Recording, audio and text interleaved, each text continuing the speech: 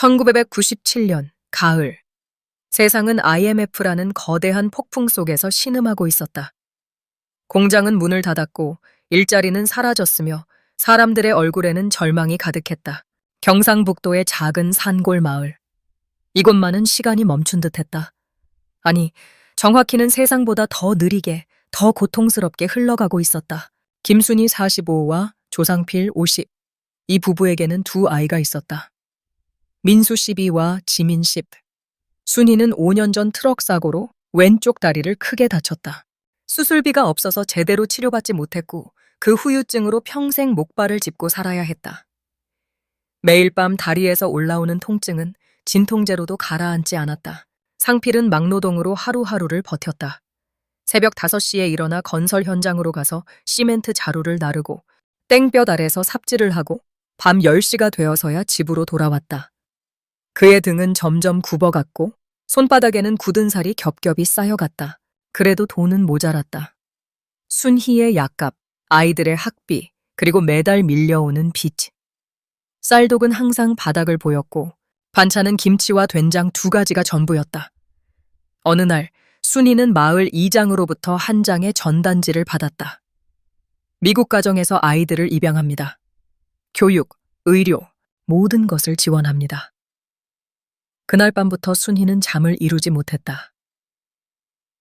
1997년 10월 15일 수요일 저녁 6시 30분 해가 서산에 걸려 있다. 김순희는 마당에서 빨래를 걷고 있었다. 목발에 의지한 채 한 걸음씩 옮길 때마다 다리에서 찌릿한 통증이 올라왔다. 그녀는 이를 악물고 참았다. 아픔에 익숙해진 지 오래였다. 무심코 신음이 새어나왔다. 순희는 재빨리 입을 막았다. 집 안에 있는 아이들이 들을까봐. 처마 밑에 걸린 빨래들이 바람에 펄럭였다. 해진 셔츠, 기운 바지, 작아진 아이들 옷, 모두 여러 번 꿰매고 또 꿰맨 것들이었다. 엄마 옷은 언제 새로 사지? 순희는 쓴웃음을 지었다. 자신을 위한 옷은 10년째 사본 적이 없었다. 대문이 삐걱거리며 열렸다. 조상필이 돌아왔다. 그의 모습은 처참했다. 작업복은 시멘트 가루와 흙으로 범벅이 되어 있었고 얼굴은 땀과 먼지로 뒤범벅이었다. 어깨는 축 처져 있었고 걸음걸이는 노인처럼 느렸다. 당신. 순희가 목발을 짚고 다가갔다. 상필은 고개도 들지 못한 채 주머니를 뒤적였다. 그리고 작은 약봉지를 꺼냈다. 병원 갔다 왔어, 당신 약.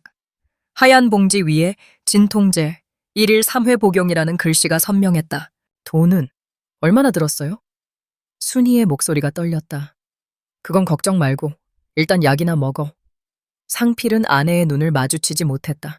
그는 알고 있었다. 오늘 받은 품삯 3만 원 중에서 2만 원이 약값으로 나갔다는 것을. 그리고 내일 또 현장에 나가도 일거리가 있을지 모른다는 것을. 순희는 약봉지를 받아들고 눈물을 삼켰다. 남편의 손이 보였다. 피가 맺혀 있었다.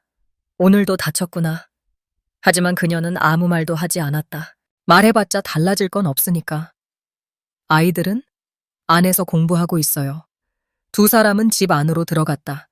안방에서는 희미한 정우 하나가 켜져 있었다. 민수와 지민이 낡은 책상 앞에 앉아 있었다. 민수는 수학 문제를 풀고 있었다. 연필을 쥔 손가락에 힘이 잔뜩 들어가 있었다. 교과서는 4년 전 것이었다. 형 것을 물려받은 거였다. 페이지마다 낙서와 얼룩이 가득했지만 민수는 한 글자 한 글자 정성스럽게 읽었다. 지민은 그림을 그리고 있었다. 크레파스도 없이 연필로만. 그림 속에는 큰 집이 있었다. 뜰에는 꽃이 피어 있고 지붕 위로는 연기가 올라가고 있었다. 그 앞에 4사람이 손을 잡고 서 있었다. 아빠 왔다. 상필의 목소리에 2 아이가 고개를 들었다. 아빠. 지민이 달려와 아버지의 다리를 껴안았다. 조심해. 아빠 옷 더러워. 괜찮아요. 전 아빠 냄새 좋아요. 상필은 딸의 머리를 쓰다듬었다. 손에서 시멘트 가루가 흩날렸다. 민수는 자리에서 일어나 깍듯이 인사했다. 아버지 다녀오셨습니까? 그래, 오늘도 공부 열심히 했나? 네, 수학 문제 다 풀었어요. 그래, 잘했다.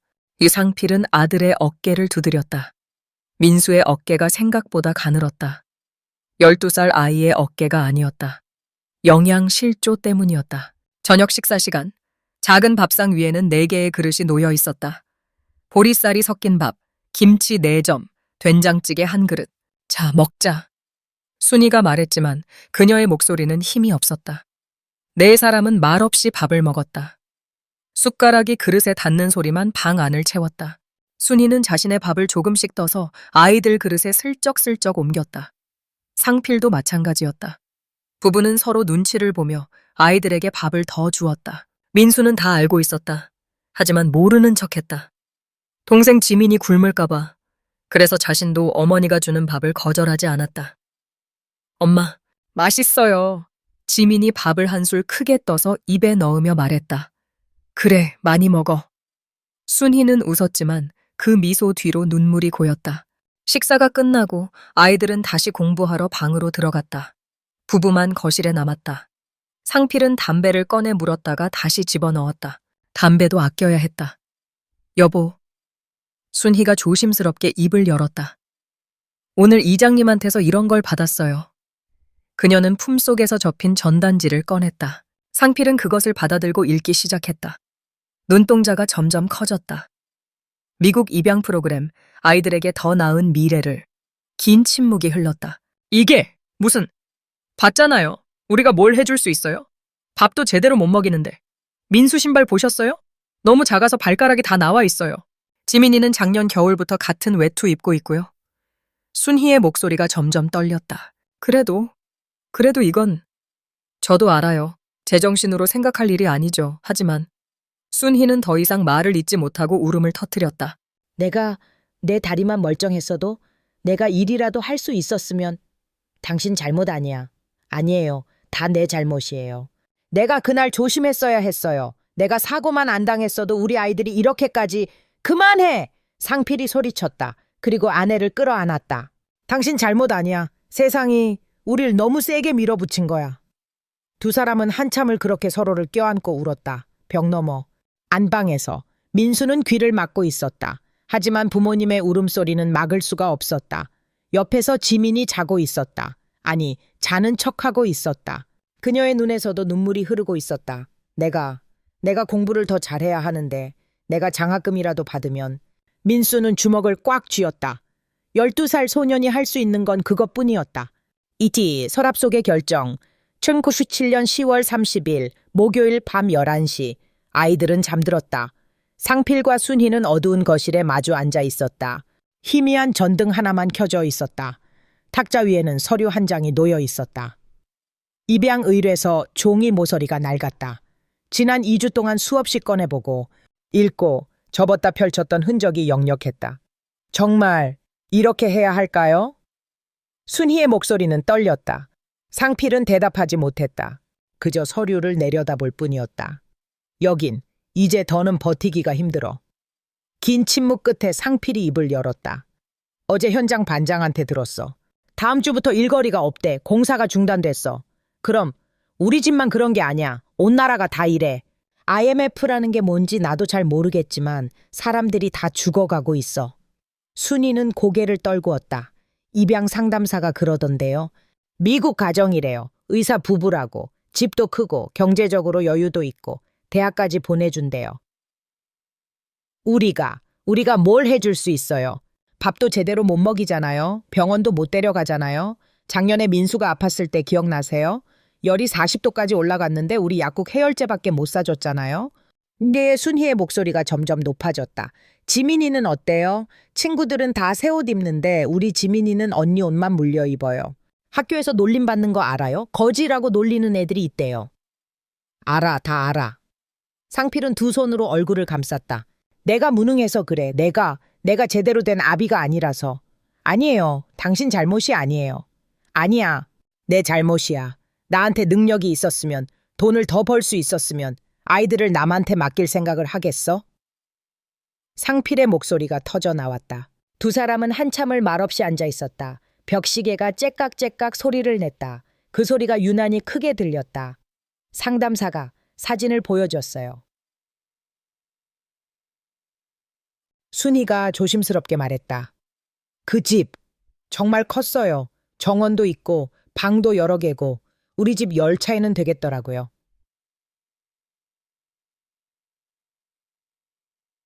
아이들이 거기서 살면 배고픈 일은 없을 거예요. 추운 겨울에도 따뜻할 거고, 학교도 좋은 데 보낼 수 있고, 아프면 바로 병원 갈 수 있고. 순희는 더 이상 말을 잇지 못했다. 목이 메었다. 상필은 천천히 서류를 집어들었다. 나 조상필과 김순희는 자이로 자녀 조민수 12세, 조지민 10세의 입양을 동의합니다. 그 한 줄을 읽는데 영원처럼 긴 시간이 걸렸다. 이 도장을 찍으면 상필의 손이 떨렸다. 우리 아이들이 행복할까? 정말 행복할까? 순희는 대답할 수 없었다. 그때 방문이 살짝 열렸다. 민수가 서 있었다. 아빠, 엄마. 두 사람은 화들짝 놀랐다. 민수야, 앉았어? 다 들었어요. 민수는 조용히 다가와 부모님 앞에 앉았다. 미국 가는 거죠? 민수야. 괜찮아요. 저도 알고 있었어요. 우리 집이 힘들다는 거. 12살 소년의 목소리는 놀랍도록 침착했다. 지민이는 몰라요. 그렇죠? 응. 제가 잘 돌볼게요, 지민이. 제가 오빠니까. 민수의 눈에서 눈물이 흘렀다. 하지만 그는 울지 않으려고 애썼다. 민수야. 순희가 아들을 끌어안았다. 미안해. 엄마가 미안해. 아니에요. 엄마 잘못 없어요. 미안해. 정말 미안해. 상필도 두 사람을 감싸 안았다. 세 사람은 그렇게 한참을 울었다. 벽 너머 방에서 지민은 이불을 뒤집어 쓰고 소리 없이 울고 있었다. 그녀도 다 들었다. 미국. 그게 어딘지, 얼마나 먼 곳인지는 몰랐지만 엄마 아빠와 헤어져야 한다는 건 알았다. 나도 오빠처럼 씩씩해야 해. 10살 소녀는 이불을 더 세게 움켜쥐었다. 공항의 마지막 포옹. 1998년 2월 14일 토요일 발렌타인데이. 사랑의 날. 하지만 이 가족에게 이날은 이별의 날이었다. 새벽 5시 인천공항. 겨울 새벽의 공항은 차가웠다. 유리창 너머로 활주로가 보였다. 안개가 자욱했다. 네 사람이 출국장 앞에 서 있었다. 민수와 지민은 각자 작은 캐리어를 하나씩 들고 있었다. 그 안에는 옷 몇 벌과 교과서 몇 권이 전부였다. 순희는 목발에 의지한 채 서 있었다. 밤새 울어서 눈이 퉁퉁 부어 있었다. 상필은 뒤로 돌아서 있었다. 아이들에게 우는 모습을 보이고 싶지 않아서였다. 하지만 그의 어깨가 미세하게 떨리고 있었다. 민수야, 지민아. 순희가 떨리는 손으로 아이들을 끌어당겼다. 잘 먹고 아프지 말고 공부 열심히 하고. 그녀는 똑같은 말을 계속 반복했다. 다른 말이 떠오르지 않았다. 엄마. 지민이 어머니의 치마를 붙잡았다. 나 안 가면 안 돼? 순희는 그 순간 무너졌다. 지민아. 미안해, 엄마가 미안해. 그녀는 딸을 꼭 끌어안고 통곡했다. 엄마 다리만 멀쩡했어도 엄마가 일을 할 수 있었으면. 엄마 잘못 아니에요. 지민도 울기 시작했다. 민수는 입술을 깨물었다. 울면 안 된다고 스스로에게 다짐했다. 자신이 울면 동생이 더 무서워할 테니까. 엄마, 괜찮아요. 금방 올게요. 민수가 억지로 웃으며 말했다. 방학 때 오면 되잖아요. 금방이에요. 하지만 그 말을 하는 그의 목소리는 떨리고 있었다. 상필이 돌아섰다. 그의 얼굴은 눈물 범벅이었다. 민수야. 네, 아빠. 네오 형이니까 동생 잘 챙겨야 한다. 네. 아프면 안 되고 밥 잘 먹고 말 잘 들어야 한다. 네. 그리고 상필의 목소리가 끊겼다. 그리고 아빠를 미워하지 마라. 아빠. 민수가 아버지에게 달려갔다. 상필은 아들을 와락 끌어안았다. 미안하다. 아빠가 미안하다. 아니에요. 아빠 잘못 없어요. 미안하다. 이런 아빠라서 미안하다. 공항 안내방송이 울렸다. 탑승 게이트가 10분 후 닫힙니다. 승객 여러분께서는 서둘러 주시기 바랍니다. 그 방송이 마치 사형 선고처럼 들렸다. 이제 가야 해요. 입양 상담사가 조심스럽게 말했다. 엄마, 아빠. 지민이 부모에게 매달렸다. 나 안 갈래. 여기 있을래. 지민아. 싫어. 나 엄마랑 아빠랑 같이 있을래. 지민의 비명 같은 울음소리가 공항 로비에 울려 퍼졌다. 사람들이 쳐다보기 시작했다. 하지만 아무도 뭐라고 하지 않았다. 모두 알고 있었다. 저것이 무엇을 의미하는지. 지민아, 오빠 손 잡아. 민수가 동생의 손을 잡았다. 우리 같이 가자. 엄마 아빠는 금방 보러 올 거야. 정말? 응, 정말이야. 민수는 동생에게 거짓말을 했다. 그는 알고 있었다. 이게 마지막일지도 모른다는 것을. 자, 이제 정말 가야 해요. 상담사가 두 아이의 손을 잡고 게이트 쪽으로 걸어갔다. 민수와 지민은 계속 뒤를 돌아봤다. 부모님이 손을 흔들고 있었다. 순이는 목발을 놓치고 바닥에 주저앉았다. 상필이 아내를 붙들었다. 두 사람은 그렇게 서로를 끌어안고 울었다. 게이트가 닫혔다. 민수와 지민은 더 이상 부모를 볼 수 없었다. 비행기가 이륙했다. 민수는 창밖을 내다봤다. 한국이 점점 작아지고 있었다. 엄마, 아빠 미안해요. 제가 더 잘했어야 했는데. 12살 소녀는 주먹으로 눈물을 닦았다. 옆자리에서 지민은 울다 지쳐 잠들어 있었다. 민수는 동생의 어깨에 자신의 외투를 덮어줬다. 내가 지킬게. 동생만큼은 그것이 민수가 스스로에게 한 약속이었다. 차가운 미국의 집. 1999년 미국 매사추세츠주 1년이 지났다. 민수와 지민은 보스턴 근교의 큰 집에서 살고 있었다. 겉으로 보면 완벽했다. 넓은 정원, 2층 주택, 새 차 2대. 양부 리처드 45는 정형외과 의사였고 양모 수잔 40은 변호사였다. 둘 다 학력도 높고 수입도 좋았다. 하지만 집안은 차가웠다. 오후 6시 민수 14사는 부엌에서 설거지를 하고 있었다. 찬물에 손이 얼얼했다. 따뜻한 물을 쓰면 양모가 화를 냈다. 전기세 낭비라고.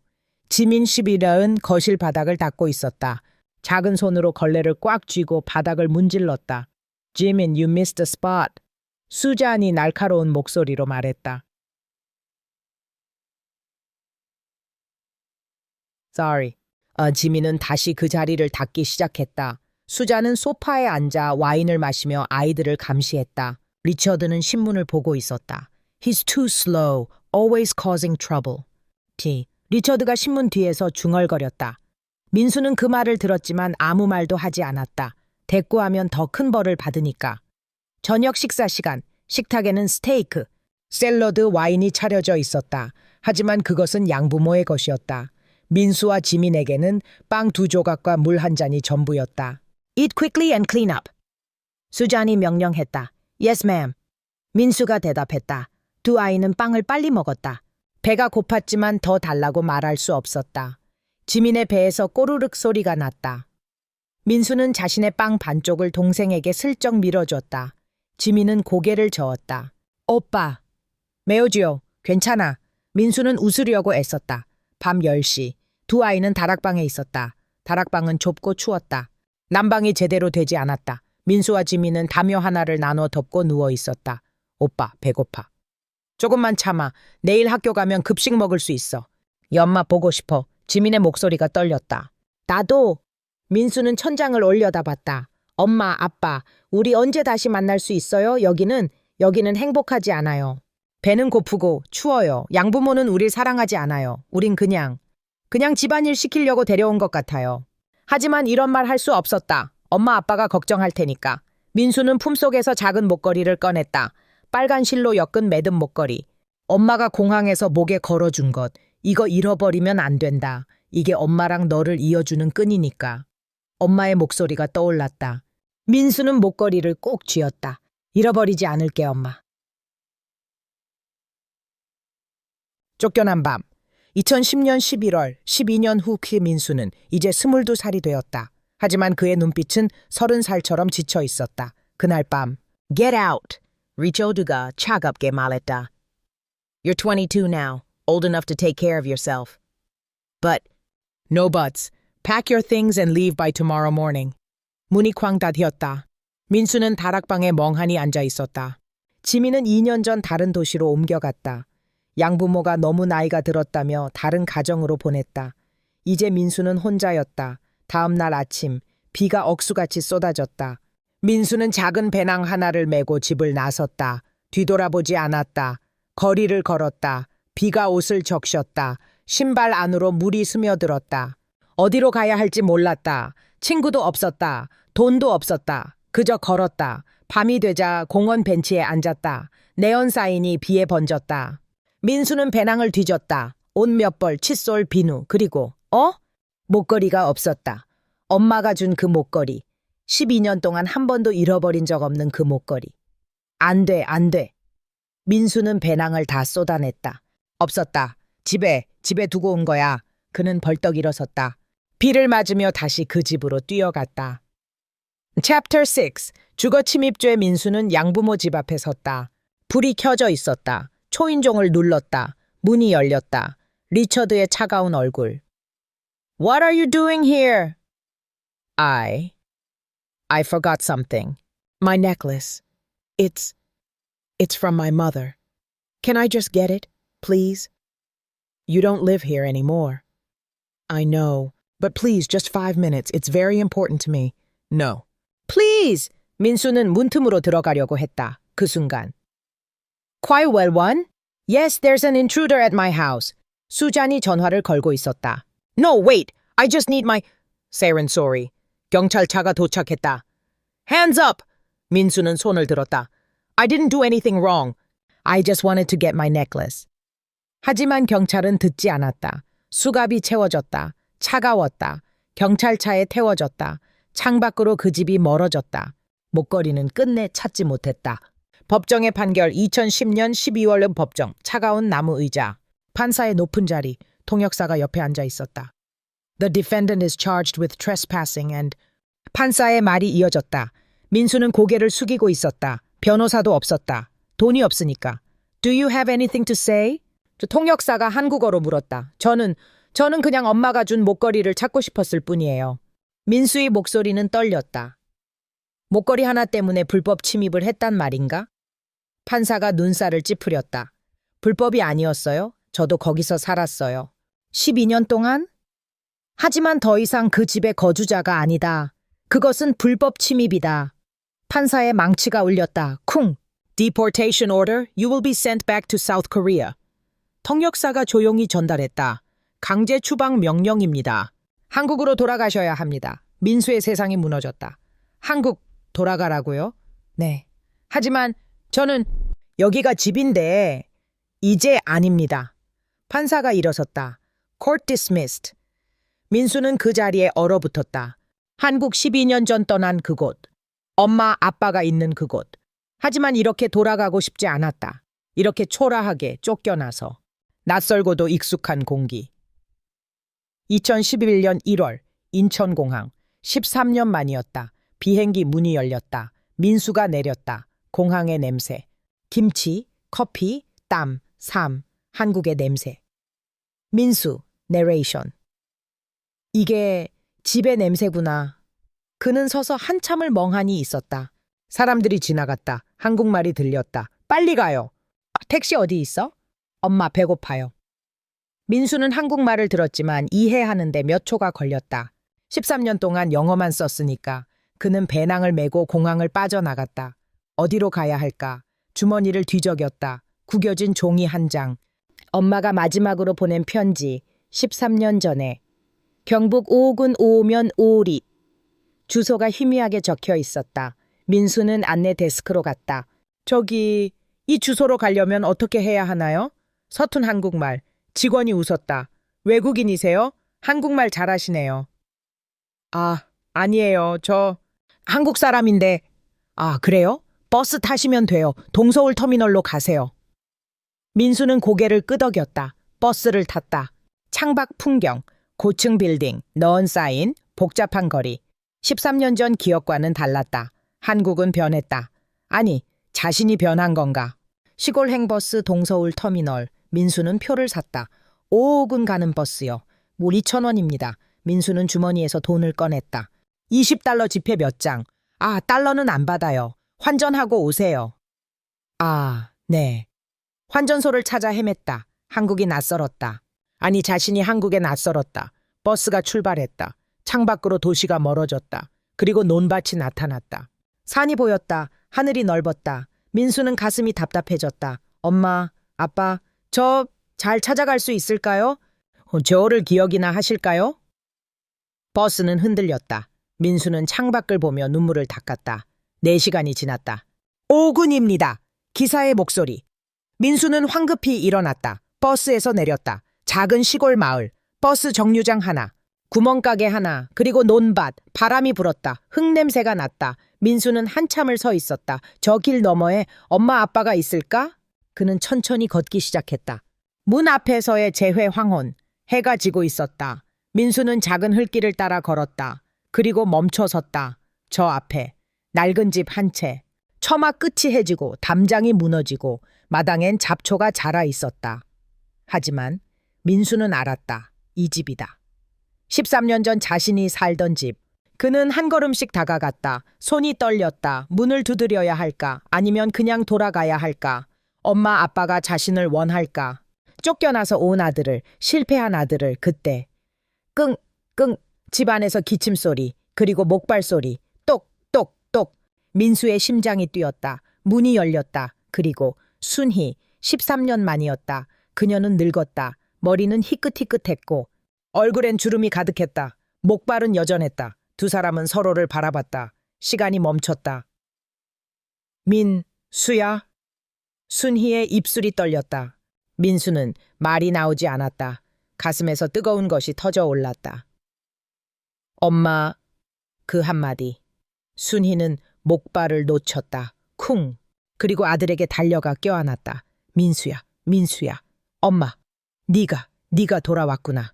베네, 엄마, 저 왔어요. 두 사람은 문간에서 한없이 울었다. 여보, 여보, 순이가 소리쳤다. 안에서 상필이 뛰어나왔다. 왜 민수야? 아빠?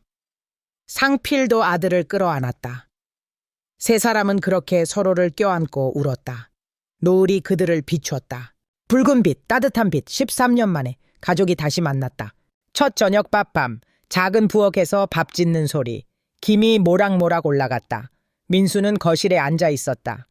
낡은 벽지, 오래된 장롱, 깨진 유리창, 모든 것이 가난했다. 하지만 따뜻했다. 민수야, 밥 먹자. 순이가 상을 들고 왔다. 흰 쌀밥,